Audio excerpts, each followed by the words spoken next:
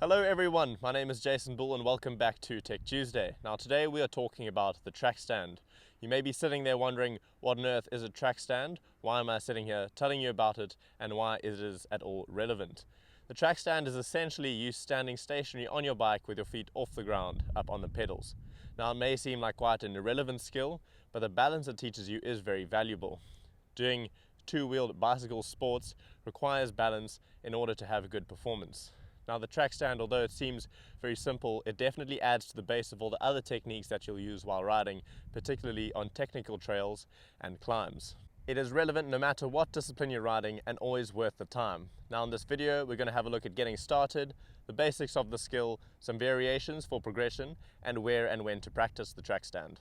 So you can just jump straight into it without any objects for support if you'd like, but if you want to ease into the skill, we'll first cover where to start. Find a corner of two walls and jam your front wheel in there. Hop onto the bike with your pedals level and place your feet up on the pedals.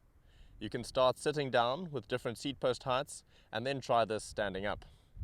The counterbalance movements will come from your arms turning the bars. If you're falling to the right, try to turn the bars to the right or to the left if you're falling to the left. If you normally ride with cleats and are not comfortable clipping in, you can either just stand on the pedals or pop some flats on your bike. When doing this, don't use your brakes, but rather focus on pushing on the pedals to force the front wheel into the wall.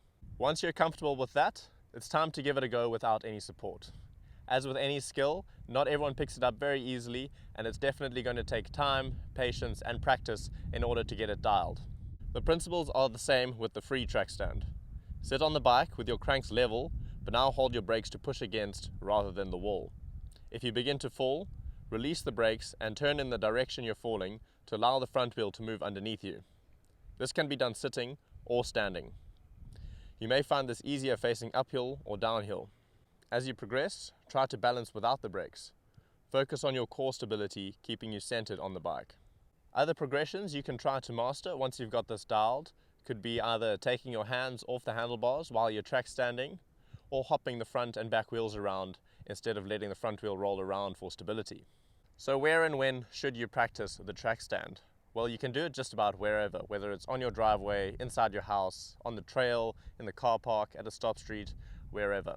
In terms of when, if you find it better to have a structured schedule for practicing, maybe set aside 5 or 10 minutes each day for a couple weeks until you've got it dialed, and then just brush up on it every now and then.